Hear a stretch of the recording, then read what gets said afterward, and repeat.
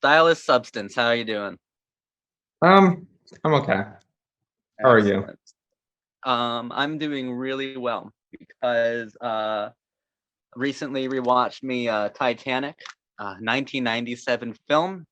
Um, I've always really loved this movie, and I kind of lucked out that you have a fondness and appreciation for it as well.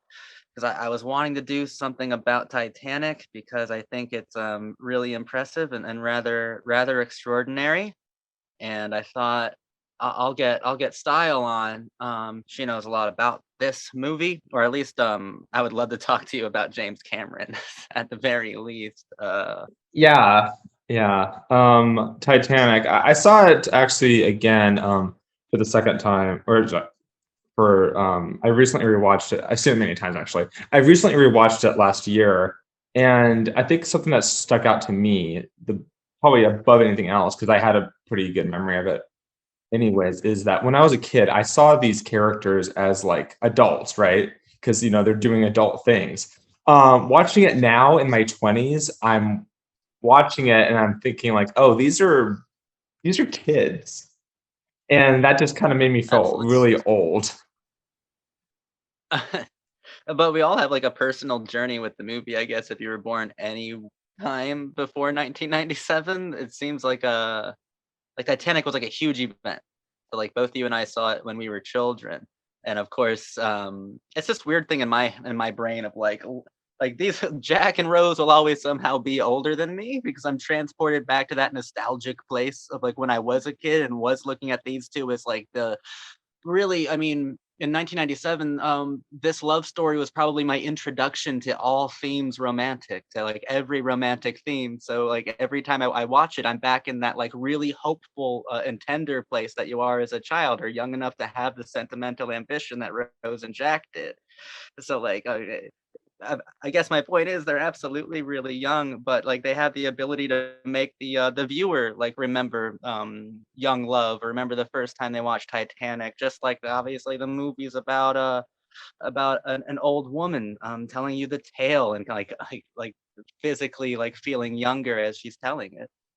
And in a Um, lot of ways, that sort of like justifies kind of like how sappy this movie can be. It's a really romanticized look at the past, told through the eyes of someone that's like privileged.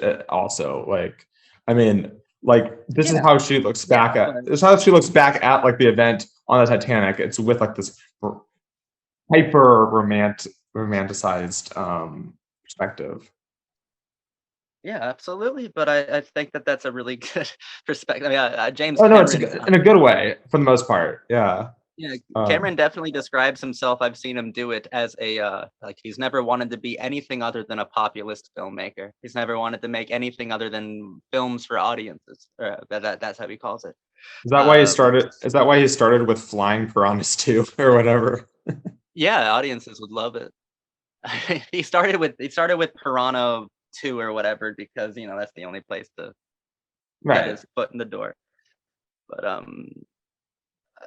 Cameron's just I've always really liked James Cameron's movies. And I've never claimed that they were anything more than what they were, but even like populist or like audience mainstream films, like however sappy or sentimental they can be, there's still a layer of complexity to them for sure.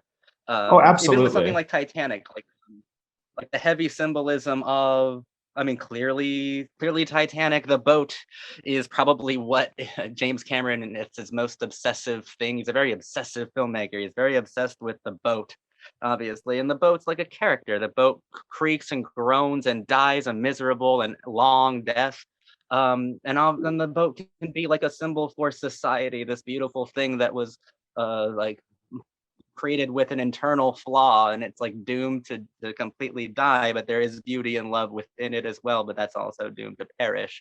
Like there are like broad strokes of symbolism here. It doesn't take a whole lot to pull them out or pull the meaning out of the film. um I think but that's I think that's really well put. I think like in many ways, like James Cameron, above all else, I think like what he's really wanting to do is kind of reconstruct the Titanic itself and kind of show what it may have been like on it. And that's why like the second half or whenever the ship starts sinking, it takes like it's like it sinks pretty much in real time, right? Like Yeah, pretty much. and that's one reason why you have Jack and Rose like constantly running from one place to another to show that like pretty much to show like every possible situation that somebody might have experienced in the Titanic, and these people, these characters are kind of used as kind of points of guidance, like their proxy, but like for like kind of like different experience of different people, right? Yes, Um, absolutely.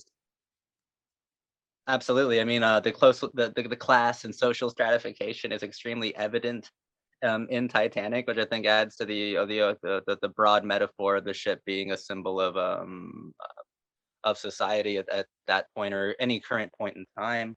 And society, but but not just that. I think it's also not just society, but also power, right? And kind of like Mhm. how like we really don't have a good hold on it. Like we think we do, right? As people, like we think that the ship is unsinkable, but it's not, right? And like and all Yeah. the Well, and the plot and like it's built in a very classist way where it's like, well, there's enough lifeboats for the good half, right? yeah.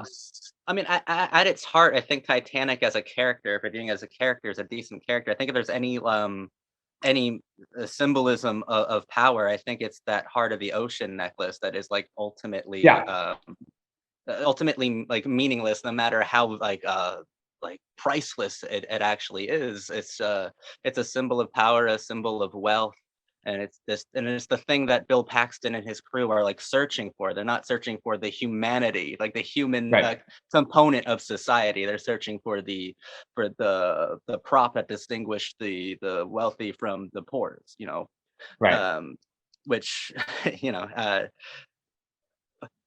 while it's only significant to the story because that's the only thing she's wearing in that drawing. Like it's just a symbol Well, of power, and power is well, impotence. and it's symbol of wealth, right? And no, I agree with that, but I also think like it kind of like starts taking on a new meaning because she starts associating it with Jack, even though like it's not who gave it to her, right? Um, and that's what I find interesting is that like the heart of was it called heart of the sea or heart of the ocean or something like that? It Yeah. um really kind of becomes symbolic of her own heart, right? Um, she's given to it, Oh, she's given it absolutely. She's given it by her asshole boyfriend, but it starts like reassigning like to her new love. This is the way that her heart goes on, and it's with Jack even like until death, honestly. And yeah, that's how it's and Jack's framed that way by making it look like he was trying to steal her heart, which, by the Yeah, way, I guess guilty metaphorically. yeah, So, pretty much. um, It's but also like I think it's also like I think a big part of it, something I noticed is like how much emphasis he has on class. And in this yeah, it's sense, just it's hard to like, view that necklace as such a. It's fun to view it as Rose's heart because it most certainly is.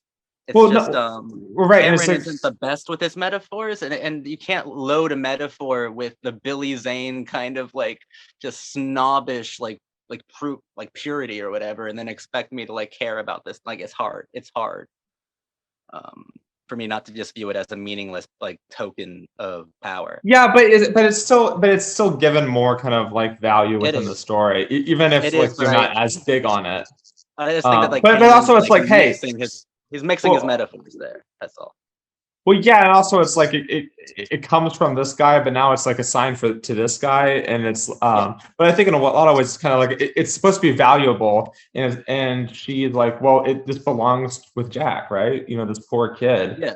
And Um, power is like I'm not excluding it from the metaphor of the Titanic itself because like power and like technology and classism, all of these things, all of these kind of negative qualities are involved in society. But since it is a sentimental film and sentimentality can be a part of society as well, there's all this tenderness too that that qualifies the event as a tragedy, for if it's just the loss of power or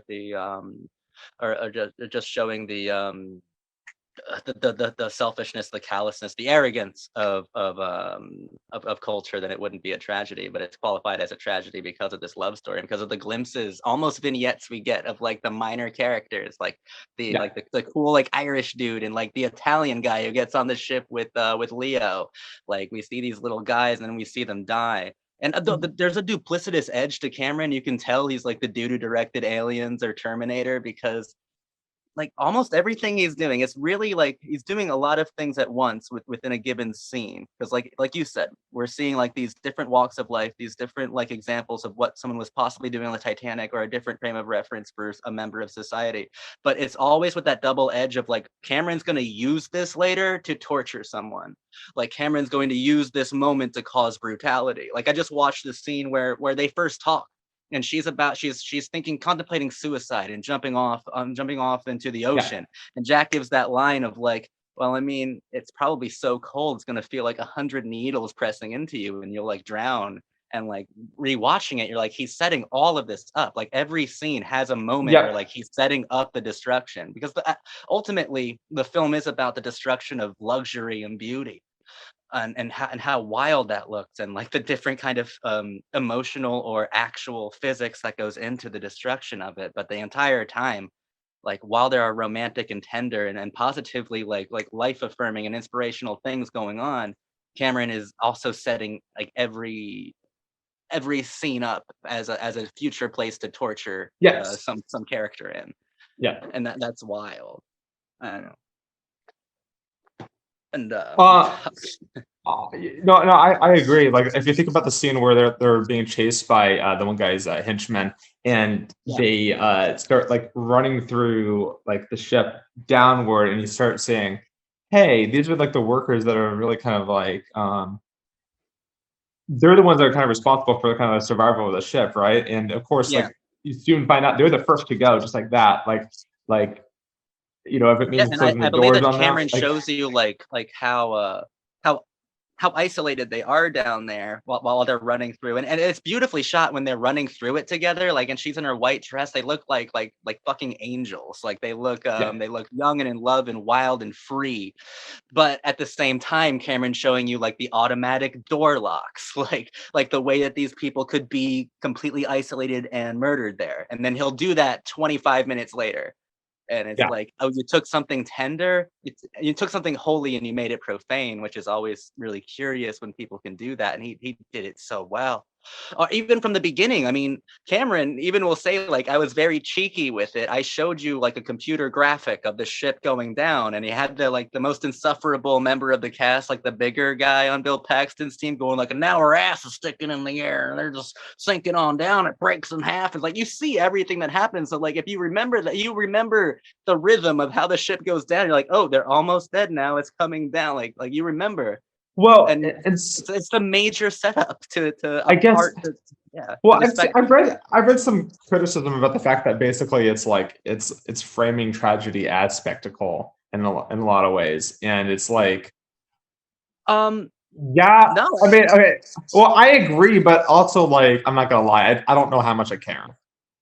Like, no, that's uh, totally understandable. But yeah, if I think what it does more than anything is it champions love, which is just yes, yes, very and yeah, uh, it's a sappy sentiment, but it's one that belongs in film. And this film, Titanic, man, it reminds me of the old style like Hollywood studio films. It reminds me of something that Selznick would produce. It reminds me of A Gone with the Wind. It reminds yeah, me of an old Hollywood epic that you don't get anymore. An original idea, like a period piece of just these two lovers, and it's 3.5 hours well, long, and there's so much going into it, and it's beautiful. I think it champions love more than celebrates no, tragedy. no, But I well, think yeah, that I don't. Cameron's a good enough Cameron, like we said, he's a populist though, so he understands that his audience is not just going to be people who are partial to romance. There's going to be people who like the movie Aliens there. There's going to be people who like Terminator there, and he knows how to cater to them while doing the other thing as well. It's not backhanded. It's actually just more accessible to Yes, everyone. but Like a lot of guys will like to see the dude on the propeller. Everybody talks I was just about. about, well, basically he kind of falls down the ship like a ping, like it's a pinball, He's the Um, third most famous character in the film, and I'm pretty sure just a computer graphic flipping off a propeller. And like, but yeah, I no, think it so just so in makes a lot, the love more and accessible. yeah, and in a lot of ways, we're kind of like waiting for this to happen. So it's like finally we get to the good stuff, and maybe it's kind of like Yeah, but cynical in here's that where the sense, but talent like comes in, and where I would call James Cameron like a master, like a populist master, of course, because there are deaths that aren't trivialized, and there's some that are. Like somehow the tonality is never compromised.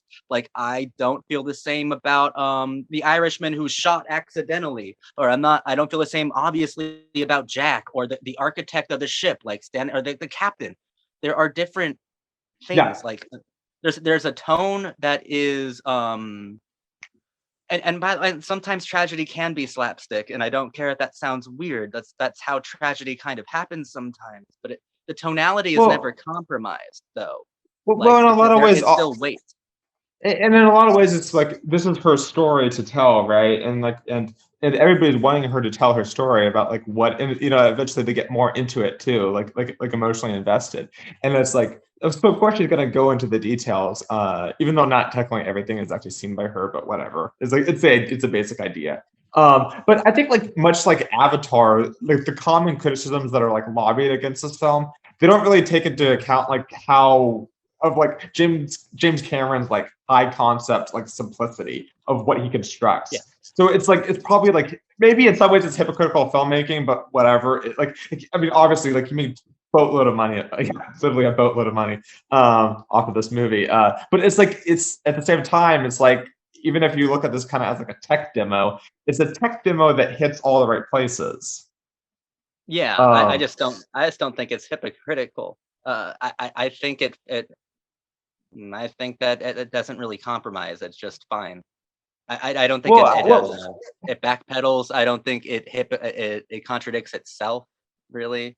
Like I the metaphors just can be mixed, but that doesn't make the metaphors well, not null and void. Well, I don't know how much I agree. I guess I agree with it because it's just like I mean when I'm watching it, it's like I can just kind of like suspend certain critical aspects of myself, I guess.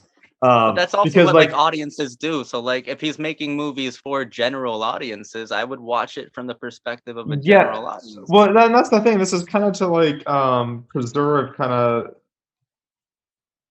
like this event in the public consciousness. Hmm. And in a lot of ways, like I think it succeeds because people, these characters are just proxy characters, and you get like a bigger scope of what's going on. And it's like Jack and Rose, they're like pawns in like Cameron's like cinematic chess game, right? And it's like his interest is just to resurrect the Titanic and to capture like the widest array of experiences possible. And he does that with like these like let's admit it, they're adorable, they're passionate, and maybe they're cardboard cutouts, but at the same time, there is something real and kind of like earnest and true about them. And if it's not earnest, if it's just emotionally manipulative, well, I mean, like Cameron succeeds because I mean, obviously, people responded to this with such like with such a there's a big backlash over time, but I think like when it first came out, really like high acclaim and for a reason, and people still to this day respond really well to it, Oh, I, culturally speaking. I love the film. I think it's a perfect mainstream blockbuster. I really do. I so I don't know how okay, I think Cameron is like amazing, but like I agree with you.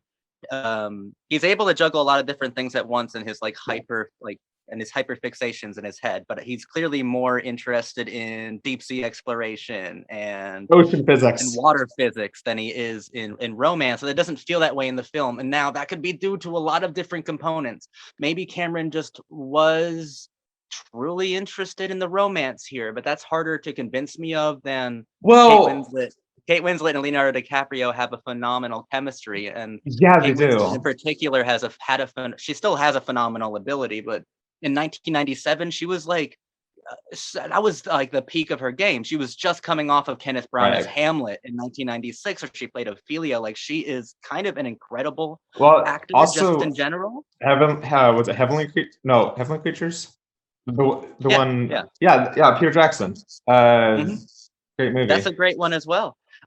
She can communicate, so there's so much pathos with just any expression, and a lot of times we get like vacant expressions of her being like disassociating herself, being Yeah. disenchanted with the wealth around her. Like she She's is a brilliant actor, and I think that probably elevates it. But then you add Leo to it; it was adorable back then, and had quite a bit of charisma, and the chemistry between them. I'm not gonna say movie magic, but there's no possible way Cameron got so lucky.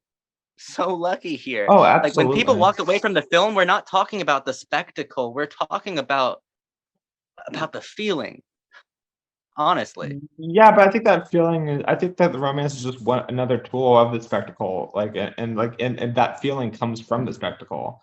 And I'm No, not even it saying does that as not. a bad thing. It just I see it just more as it just is what it is, and I like what it is. I Yeah, but you guess you reduce them to pawns, and I'm elevating them to kings.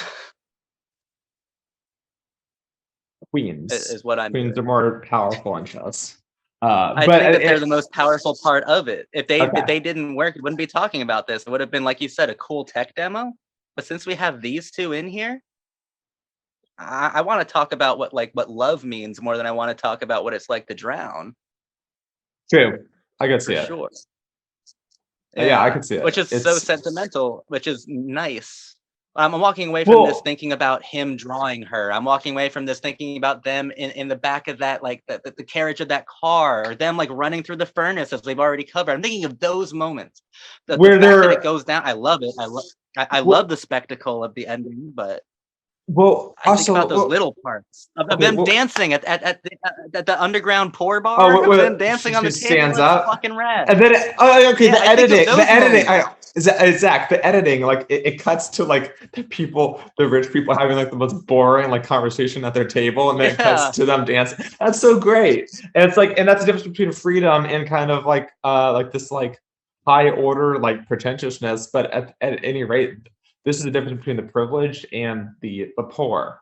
And the poor ultimately are the absolutely. one, or like the first ones. Like, yeah, obviously, just kill the poor. It's the rich, noble people that need to survive. Oh, get out of here! But that's what it is, though. And Cameron really highlights that all the way through. Also, another note about the editing. I love how they have sex. It's like they reach this crescendo, right? That's like right before Mhm. the ship hits like the Titanic hits like the iceberg, almost as if like these are the two big events like in a row, like sex, and then the iceberg penetrating the Titanic, basically, Well, the editing is so or beautiful because Titanic, the yeah, editing does like the editing is the character of society, and it mimics a lot of yeah, the people on the ship. Like when Kate Winslet, when Rose first sees the Titanic, she's like, on the outside, it looked like I had everything a girl could want, but on the inside, I was screaming. And then it cuts to like, like a very loud like boat fucking like screaming at steam engine or whatever. I have no idea. Just the very loud. I don't know what boat parts are called. You guys know though. But no, the there's gonna boat be one does catch stuff. commenter. There's gonna be somebody in the comments like, oh, actually, that's called this. Okay. You mean to tell me it's not called the steam thingy? Shit, I thought I was on point.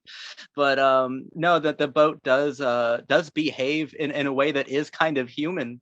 Like when the boat does rip apart, it's like I did hear Cameron say like they wanted to incorporate some sound design that mimic the sounds of groaning, like some living thing that is like being ripped apart and dying.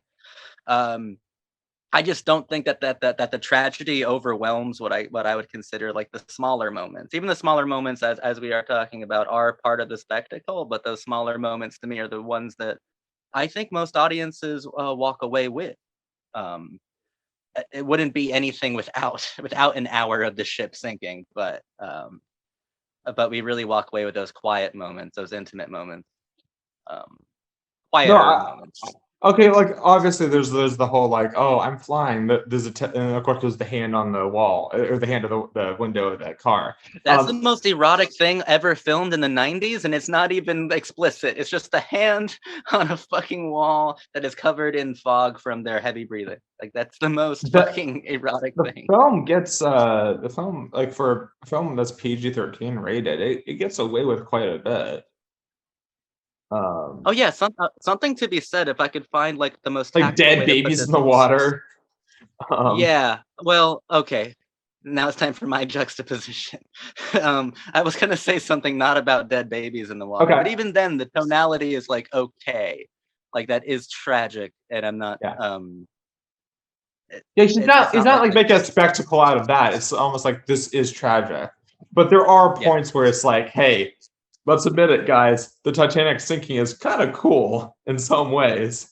Um, understandable, and but understandable. let's also be honest. Not just some audience members that are going to watch it, but also like some of the characters that are like, oh, its ass is up in the air, want to know details about the Titanic sinking, and kind of Yeah. how epic, and kind of how epic it was. I mean, But it's it's so not. incredible how Cameron transmits pathos between characters who don't have lines of dialogue in that final moment. I remember Rose at the very top of the ship as it's going down vertically, and there's like one guy like up on the top, and there's like a little blonde girl hanging on for dear life, and neither of them have lines, but like she looks them both in the eyes before they each like either let go and die. Like, and there's so much pathos being Also, delivered without dialogue like there's still it's still harsh. It's still like whenever a bad thing happened, like the propeller thing is like silly, but I still go oof, oof.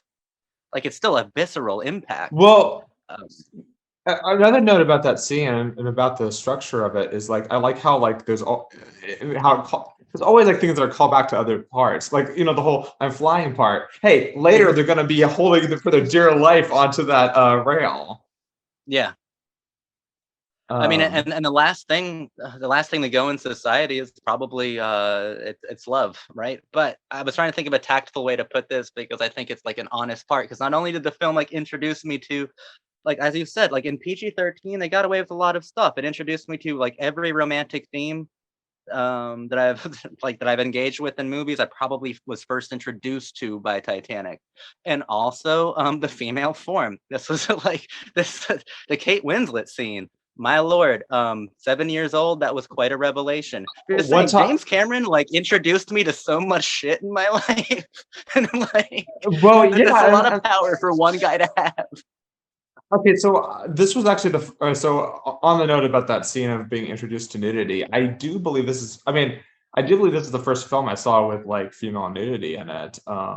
We can't be And alone. It's got to be so many people exactly well, around our yeah. I age. And mean, like Kate Winslet and James Cameron were their introduction to nudity in the female form. I'm sure. well, yeah. I mean, I was one when I saw this, but I saw it quite a few times throughout my Okay, life. that's a lot younger. I But was 7. right, but I was watching this movie like quite a. I've seen it so many times, and I remember just being kind of like transfixed by the scene where it's like, am I supposed to watch this? Right? But it's like, well, it's not rated It's R. Okay. like But at one time like there was this neighbor girl that was over at our house, and we were watching this movie, and she had like Christian parents, and they were very like, oh, don't watch things with nudity, and she knows there's gonna be nudity in it. Even though she is a girl, she was like, all right, she closed her eyes during that part because she's supposed to or something. And I remember I was watching like I'm just gonna watch this, and it's no, not yeah. But I think it's it's wild not to but think it's like not psychologically. yeah, go on. just psychologically, it's wild to think that like James Cameron was the guy who like introduced us to nudity and introduced a lot of romantic themes like into our child brains of like, and I don't think any of them are problematic. I think that like the romance part of this film, I think it's handled extremely well, and I think Yeah, it's one of my favorite love stories. Like it still is, and it's not just because of nostalgia. I mean, the nostalgia, I guess, is inherent in Titanic, but it's palpable. It's visceral. And it's also well, fairy tale life. It's good. right. And on the scene where he's actually drawing her, like, and this is what I thought, and I think this is one reason why it's well, maybe because there's a chance that Cameron can bribe his way out of an R rating, but I think Yeah, one reason it's PG-13 is also because it's like it's very like artistic nudity in some ways, like where in the sense where it's it like is. it's not so much erotic. Yeah, there's sexuality there, but it's more based off of passion. It's like, oh, I love this girl, and I'm going to draw her, and I'm a little anxious about being with her, and she's also anxious about being with me, Mhm. and it's like it's cute, honestly. And Well, but I like there's a that the level first of time I was maturity too. introduced. I like that Yeah. the first time I was introduced to nudity on screen and eroticism on screen was connected to romance and emotion rather than like, Yeah. like American Pie could have been my first because that was my second. Like, I'm glad that was not the first time. That's a I'm great glad that it point. was Yeah. Titanic and it's intrinsically connected to emotion and to the beauty of love. Like, I like that that's how what introduced me to nudity and eroticism and romantic ideations. I like that. I'm really grateful for that because we give a lot of responsibility to these filmmakers, and James Cameron was responsible enough to do a scene like that, not only with like That's tastefulness, but with an emotional capacity. that's a great point, and I think that's honestly why it's the fact that it's not pornographic in that sense. It so it makes it work. Honestly, Yeah, I mean, yeah, it's good stuff. we could I do a whole I nother video just dissecting that scene. Actually, I think that maybe scene I'll is do it so on powerful. my channel sometime. I'm not against covering Do it. James Cameron. Um, Oh, do it. I mean, but that scene is beautiful, but it's like a scene like that you walk away from. That scene is probably one of the most inexpensive ones in the film, and that's the one that I think has the most lasting impact. draw me like one of your French guys. But also, it's like what's interesting about Hey, that yeah, and the scene. most That line. cultural impact. That line also. It's not simply like it kind of calls back to the fact that before drawing her, the girls that he would draw, it's just kind of more just it's just kind of like shallow, kind of like, oh yeah, I like the female body, or maybe I have sex with some of them, but it's like it's not special. But here it is special, right? And it's like part of Yeah, it is like that it's destroying that class division. It's like, hey, screw that crap. We're together and we're gonna make love, and it's not simply it's not fucking, it's love making in that sense. And not to say that the former can't isn't like there aren't good things to the former, but the thing is, like, here it is love making. That's what it's supposed to be. It's passion. And the fact that hmm the film, like, it's like it's a moment of life. That's why it's like right afterwards it's followed by tragedy strike, tragedy yeah, that strikes, right? um absolutely. I think there's so many clever things in this film that I think elevate it to me to like to one of my favorite movies, and the idea that Leo is obsessed with like the women's hands that he draws, and yeah. he insists so much on grabbing her hand whenever he can, right? And what is he holding on to when he dies? Her hand. In fact, he's like frozen to her hand. Like there is quite a bit of Oh, but Zach, compositional and But Zach, couldn't they take turns on that piece of wood? no, they No, couldn't. no, because he would refuse. He hmm wants to. He's giving his life for her, right? And also, it's like, yeah, what's the logistics of that? It's more like one of them is going to survive, or like, because if she goes back in the water, she's going to die. Give me a break. That criticism sucks. hmm It really sucks. And also, it's like Or that the she's door was big enough. They clearly said that they showed that it wasn't. It was big enough, but it couldn't take both of their weight. They clearly showed that they both tried to get on at the same time. I'm not even. I shouldn't even have to defend from It's a those stu critics. it's a stu it's a stu it that's the whole idea. He gives her he, like she said something like, "He saved me in, like, in every possible way." Well, I guess besides spirit. Well, he saves her in, like, in every way, and that it's like it's encapsulated within that moment, and it's like, if it's a stupid criticism.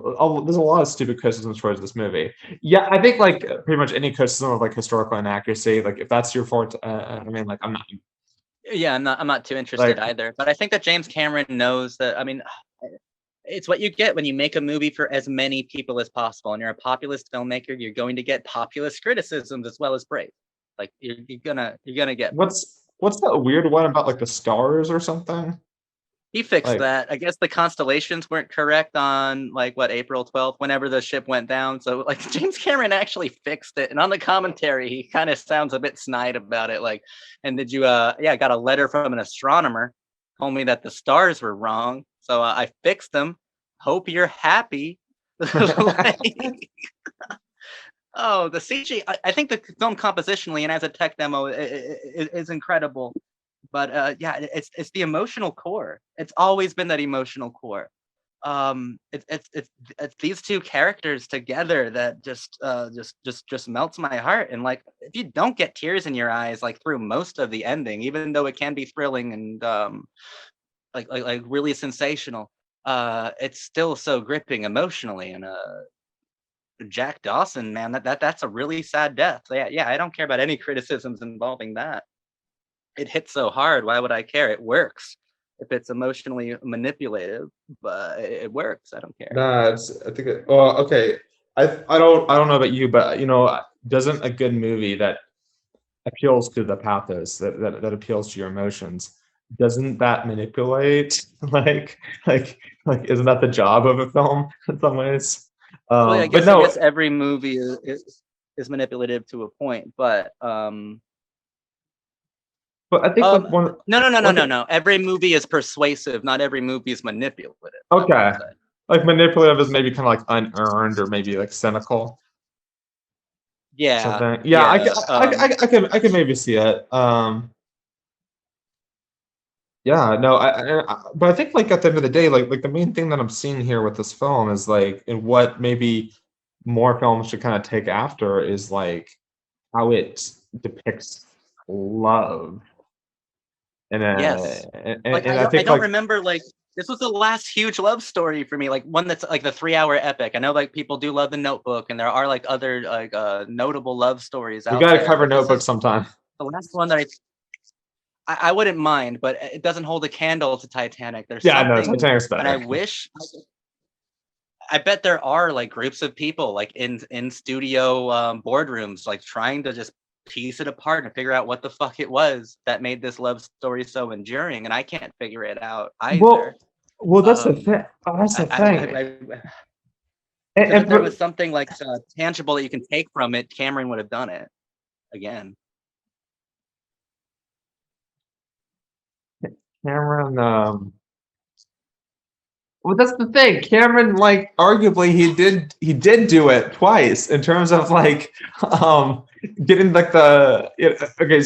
I guess now like Avengers Endgame is like either one or two, but like the highest grossing movie. He didn't just make the highest grossing movie. He also made the highest grossing movie again with Avatar, Uh-huh. and so he like made such giant impacts on culture.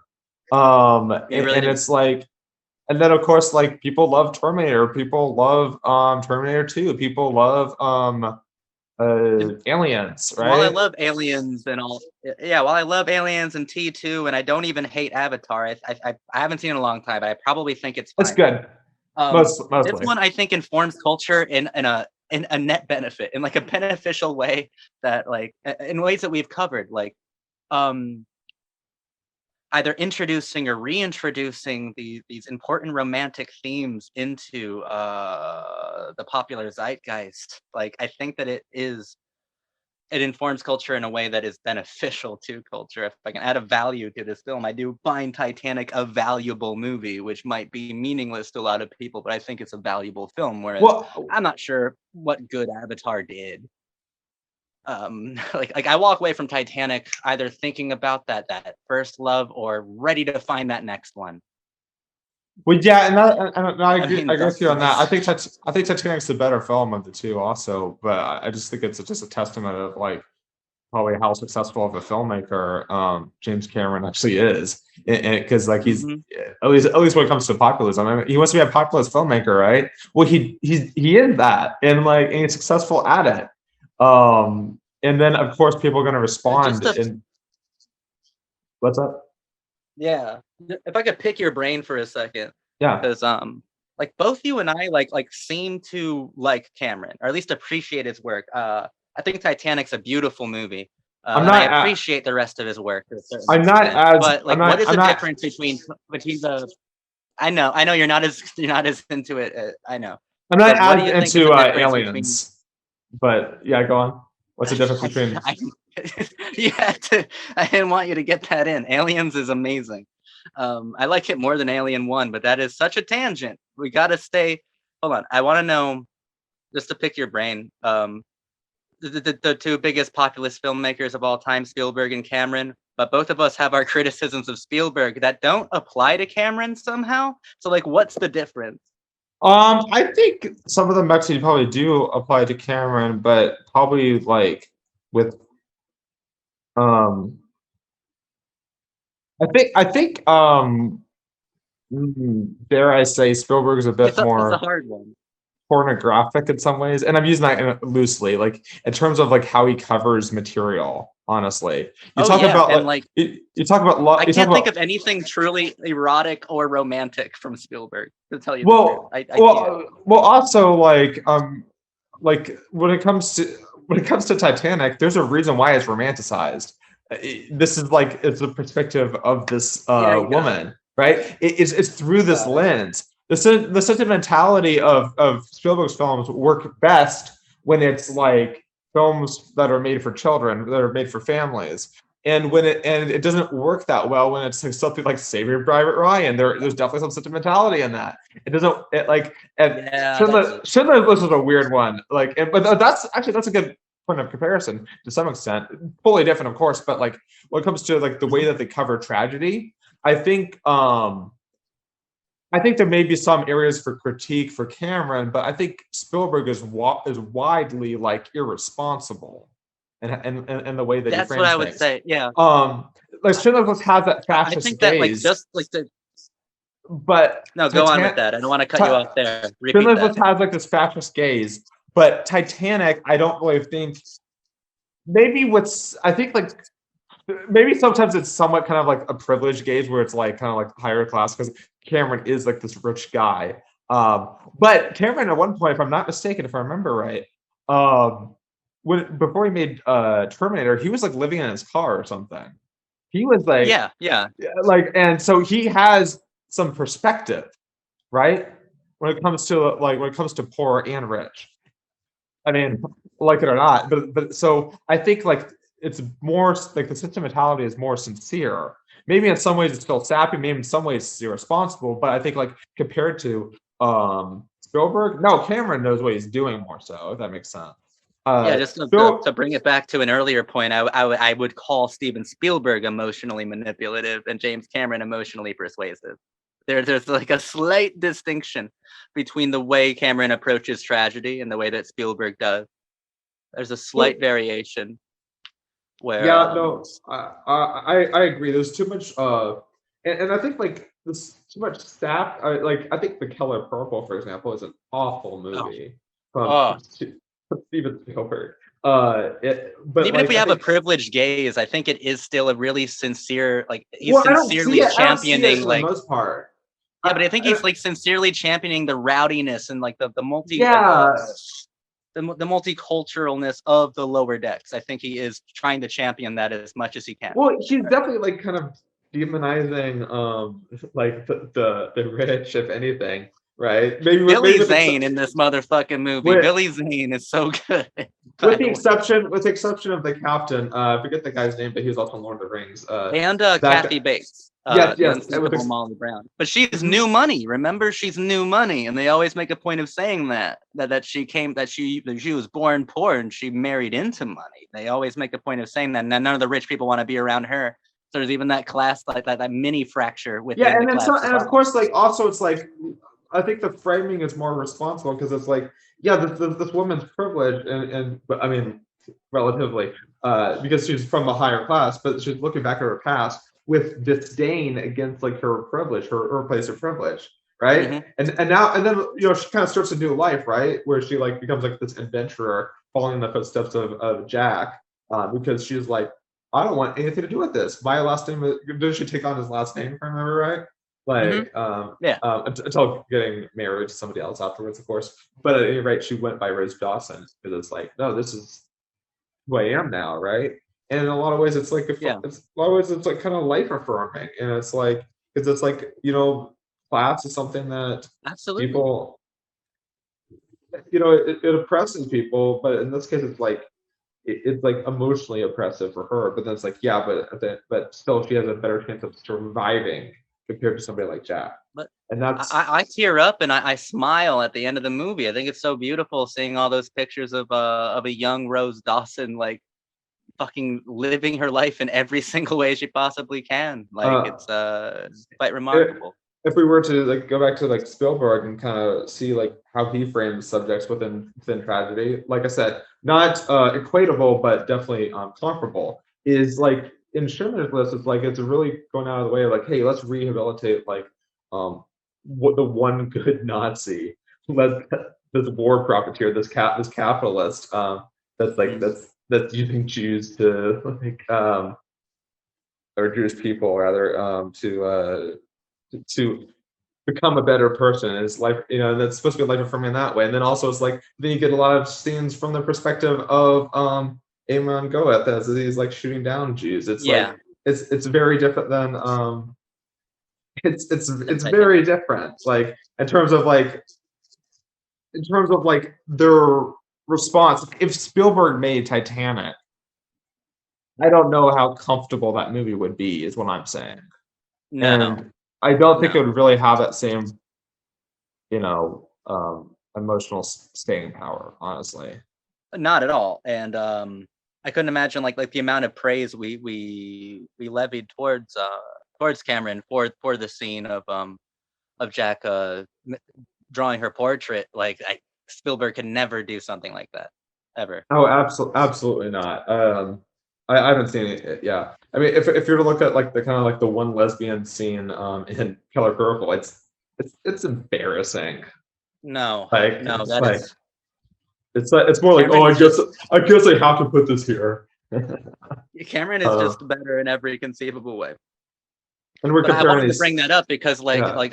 like you and I in our own conversations, like we'll typically have pleasant things to say about James Cameron, but some criticism against Spielberg, and I've been just wondering. I think we figured out what the difference was, but it's just curious because they are like on paper rather similar, but Well, yeah, in action and completely. and, and I do think there's probably some overlap of areas to critique. I mean, I still like Spielberg in some ways, right? And there's some things about like Cameron that I don't like, and I think like that's.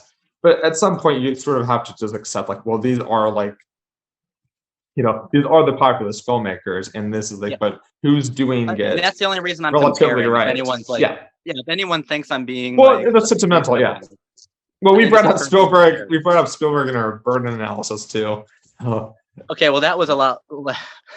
I mean, it's necessary. You know what? It Um, doesn't matter. We can like talk. We can talk bad about Spielberg. It's fine.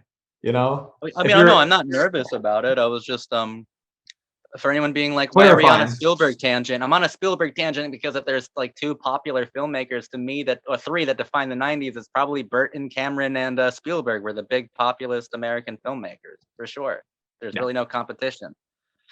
Um, we don't even Burton's differences are the differences that he has with Spielberg as well. It's just his gothic aesthetic and his general Frank Capra-esque mentality. Yeah. Oh, Spielberg, Cameron's not Capra-esque. Cameron somehow doesn't care about like what would Frank Capra do. He's kind of uninterested. Like, How would you describe what yeah, but exactly how is? much blind nationalism is in this movie?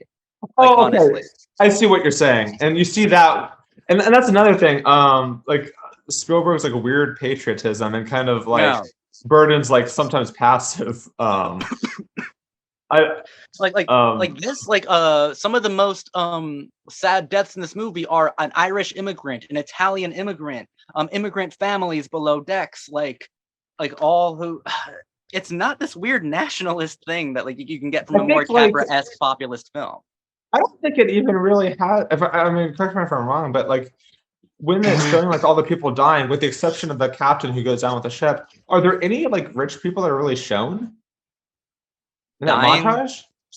In that montage, where the old people are like kind of like holding each other as like the water rises. I I can't don't know if we remember. see Probably it's beautifully done, but I don't know if we actually see the architect die in the main ballroom, but he's there as the ship's okay. going down, like fixing the clocks and stuff. But I don't know if we actually see him die. But he's the only other rich guy I think in the film who Well, definitely did. at any rate, I think another difference, and once again, I'm going back to Spielberg. One difference between them is because I think that James Cameron is you could probably call him a capitalist. But like Yeah, yeah, yeah. his films, I don't think are as they're and maybe they're insincere in this sense, but like they're kind of like anti-capitalist, not necessarily like leftist, but like they they don't hold back in saying like, hey, the rich are bad and Yeah. stupid. Molly Brown, unsinkable Molly Brown, like she's like, yeah, this is my son's suit. I'll give this to you for now. Yeah. Like, yeah, like and so there's like I don't think like it goes out of its way to like there's like some like kind of like, oh, hey, there can be good people within that are rich, that are of higher class, but at any rate, by and large, like kind of like the higher class, it's the problem, and that's what it's highlighted throughout the film. And maybe I'm wrong here. It's been a while since I've seen other adaptations of the adaptation tellings of the event on screen. I don't really remember such a strong emphasis on class in other versions, honestly. No. No, and it has to be curious that in a lot of populist films, your lead will like because populist films are about assimilation, right? So like they'll assimilate into the wealthier class, but still can like keep their individualism intact and like bring everybody up for the better, because that's the normal kind of A propaganda Spielberg, message of it. a Yeah, Spielberg, but we have to remember that Jack Dawson dies a poor, lovesick teenager, and Rose abandons her free ticket, like abandons her wealth, abandons her class, her family, and stakes it out on her own. Like both characters reject wealth as some sort of thing. Like even it's with the old woman throwing her heart back into the sea. I know that's a metaphor, but it could also just be hyper literal of like the wealth never meant anything. It's just and about it it's like shouldn't. rejection of luxury and beauty, honestly. Well That's said. really cool. That's really cool though. Um Titanic, I think, is just a marvelous movie. If like I think it's my desert island movie, honestly. It's I think it's got all the good themes. There's comedy, there's romance, there's tragedy, there's triumph, there's Bill Paxton, there's Billy Zane. So like I think I'm fine. Um it'd be my desert island movie. I think I could watch it over and over. Oh, and there's nudity too, clearly, as we've covered. And Perfect movie. But do you have uh, anything else to say about it? um, I mean, not I real. think I could come up with Probably maybe sometime later. We'll see. yeah, I But could I come think up with more to say, but I think like just generally speaking, there's beautiful. something so beautiful about this massive movie. Uh it does really feel like the end of an era. Like looking back on it, because I don't like you can say the Lord of the Rings were like huge film events, but like that's an IP that like eventually became a franchise. Titanic is like just a Selznick kind of film. It's just like a one thing that Yeah, one off. All right. captured everything, and I can't think of another film like that was just this massive, that cost so much money, that made so much money, that had such an effect on culture, and it was just its own story, and it was about like a love or something like that, wasn't just about war. Like I can't think of that. I can't at all. It feels like the end of The the last great Hollywood epic to me is Titanic, honestly. don't know if I entirely agree, but I think it's probably onto the right track. So I, there's that. There's I think there's definitely some other great films, but as far as like truly like impactful, where the consensus is, okay, I know there's some people that like to pretend they don't like Titanic, and maybe some people don't, but overall, like the consensus is yeah. that it's a great film, and Oh yeah. I think it speaks to culture for a reason.